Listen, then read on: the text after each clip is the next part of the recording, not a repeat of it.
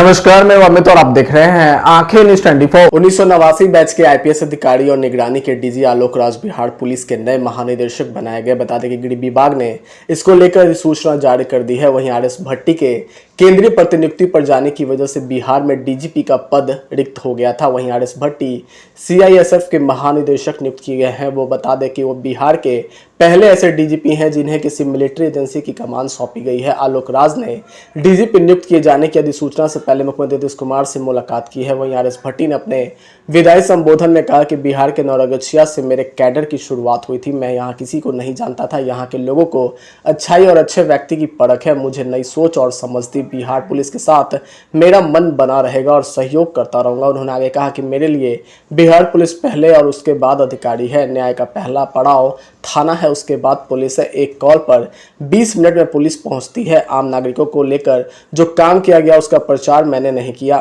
थानों में सबकी शिकायत ली जाती है। स्टेशन डायरी को डिजिटल किया। थानों में अब शिकायतें आनी बंद हो गई। सोशल मीडिया पर 1 मिलियन से ज़्यादा लोग फॉलो कर रहे हैं। जहाँ प्राथमिकी बनती हो प्राथमिकी दर्ज की जाए और उसको तंग नहीं किया जाए। थानों में जो स्टेशन डायरी हमने डिजिटाइज कर दी, यानी कि कोई पेंडिंग नहीं रहेगा। जो आएगा शिकायत वो दर्ज होगी। और ये मुझे इस बात का काफ़ी संतोष है कि थानों में जो शिकायतें हमारे पास आती थी उसमें करीब 2022 की तुलना में करीब 40% कम शिकायतें आ रही हैं। और ये शिकायतें करीब बंद हो गई हैं। बहुत कम शिकायतें हैं कि थाना में शिकायत नहीं ली जा रही।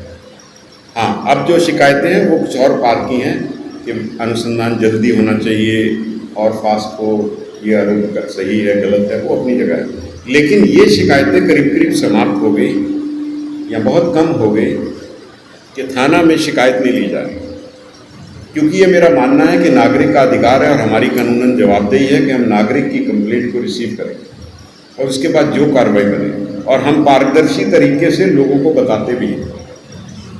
आप हमारा जो सोशल मीडिया की बात कह रहे हैं वो भी नागरिकों के अधिकार के लिए ही है।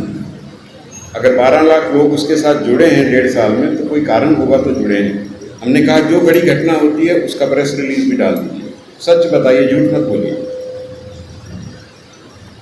क्योंकि जब तक आप सही बात नहीं करेंगे, अपना काम नहीं करेंगे, लोगों में विश्वास नहीं बढ़ेगा। तो उसका यही तरीका है कि कंप्लेंट लीजिए, उस पर जो कार्रवाई बनती हो एक समय सीमा के अंदर करें। हमारे पास अनुसंधानकर्ता की कमी थी।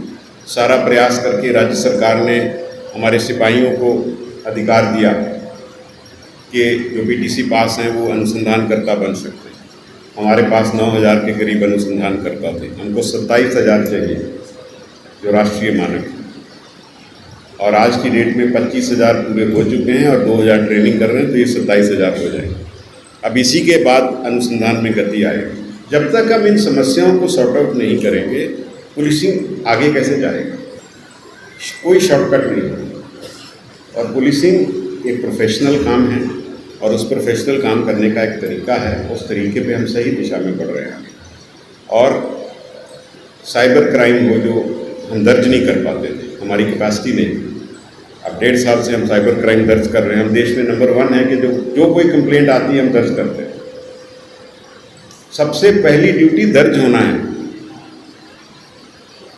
पत्रकार बंधु आंकड़ों को लेके वो हाईलाइट करते हैं।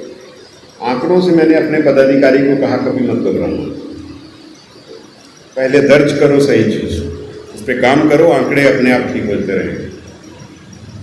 तो आंकड़ों को मैनेज करने का काम हमने कहा हम नहीं करेंगे। अधिकार है, कंप्लेंट दर्ज करो, कार्रवाई करो। तो साइबर क्राइम जो आज के समय में बढ़ते जा रहा है वो कैसे ठीक होगा? दर्ज करोगे तो ठीक होने का रास्ता खुलेगा। तो हमारा प्रयास ट्रैफिक की समस्या है। हमने फेसबुक लाइव शुरू किया कई जिलों में। तो मैंने एसपी से पूछा, बताइए लोग सबसे बड़ी समस्या क्या बताते हैं? बोले ट्रैफिक की समस्या है। तुमने कहा इसका मतलब उसका समाधान करना चाहिए। संस्था को बुलाया, मैं दिल्ली जाके उनके डायरेक्टर से मिला। मैंने कहा कि आप बिहार आइए और हमारी समस्या को स्टडी करिए, बताइए कैसे ठीक होगी। और उन्होंने आए, उन्होंने कहा कि बिहार पहला राज्य है जिसने हमको बुलाया है। आए, उन्होंने 3 महीना पूरा सर्वे किया। अभी उन्होंने रिपोर्ट दी। मुख्य सचिव बिहार की अध्यक्षता में जो सारे विभाग थे, ट्रांसपोर्ट और वो सब आए उन्होंने रिपोर्ट दी, उन्होंने बड़े अच्छे सुझाव दिए, बहुत पैसा भी नहीं लगेगा। और साथ साथ हमने हर जिला में थाना खोला, थाना का अधिकार क्षेत्र दिया। हमने कहा फाइन में कोई ज़बरदस्ती नहीं, टेक्नोलॉजी से फाइन होगा, हैंडल डिवाइस से फाइन होगा। नागरिक को परेशान मत करो, गलती कर रहा है फाइन लो, परेशान क्यों करते हो। तो जो भी ट्रैफिक की व्यवस्था थी उसमें एनफोर्समेंट में इम्प्रूवमेंट हुआ, लेकिन मैं नहीं मानता कि ये अंत है, बहुत कुछ होना है, लेकिन रास्ता तो, दिशा तो है, रास्ता तो पता है कहाँ जाना है। तो जो ट्रैफिक है वो बहुत बड़ा एक बिंदु है जिसमें और आगे बढ़ना है, बहुत से काम करने हैं। पर कैपेसिटी बिल्डिंग पहले वो व्यवस्था हो, उसके ऊपर ना इमारत खड़ी हो। तो ट्रैफिक जो है वो हमारी एक बड़ी चुनौती है। बिहार की जो भी विकास हो रहा है इतना, उसका एक कारण ट्रैफिक, गाड़ियाँ बढ़ रही हैं, सड़कें बढ़ रही हैं, उसके कारण हादसे बढ़ रहे हैं। तो अब ये जो 112 की गाड़ी की बात कर रहे हैं, अब फरवरी के अंत से उसमें एम्बुलेंस और फायर ब्रिगेड भी जुड़ गया है। डीजी होमगार्ड फायर सर्विसेज बैठी है, इनकी पूरी टीम फायर ब्रिगेड की भी उसके साथ जुड़ी हुई। तो आम नागरिक को ना केवल पुलिस की सुविधा मिलेगी, उसको एम्बुलेंस और फायर ब्रिगेड की सुविधा भी मिल रही है, जैसे विदेश के कंट्रीज़ में है। हाँ, इसमें और सुधार होना चाहिए, वो हम कर रहे हैं। अब हम महिलाओं के लिए 15 सितंबर से सेफ ट्रैवल, सुरक्षित यात्रा सुविधा जो हमने कहा है, उसका सारा काम हो गया है। आप सोचिए, एक महिला पटना से अगर मान लीजिए पूर्णिया कहीं जाना चाह रही, तो हम उसको डिजिटली ट्रैक करेंगे जब तक वो घर पे नहीं पहुंचे। तो क्या ये नागरिक के यही सब काम पे हम काम कर रहे हैं। तो अल्टीमेटली हमारा जो केंद्र बिंदु है, एक तो आम नागरिक है, दूसरा केंद्र बिंदु हमारा फोर्स है। आंखें जो आपका चैनल है उसके लिए और उसके दर्शकों के लिए 2 लाइन की हम शुभकामनाएं अपने ढंग से देते हैं। आप सब में मिठास घुल जाए बांसुरी और बीन की तरह, और लोग आपको भी प्यार करने लगे वैक्सीन की तरह। हंसते रहें, मुस्कुराते रहें और देखते रहें आंखें न्यूज 24। अगर आपने अभी तक हमारे चैनल को सब्सक्राइब नहीं किया है तो हमारे चैनल को जल्द से जल्द सब्सक्राइब करें, लाइक करें, शेयर करें।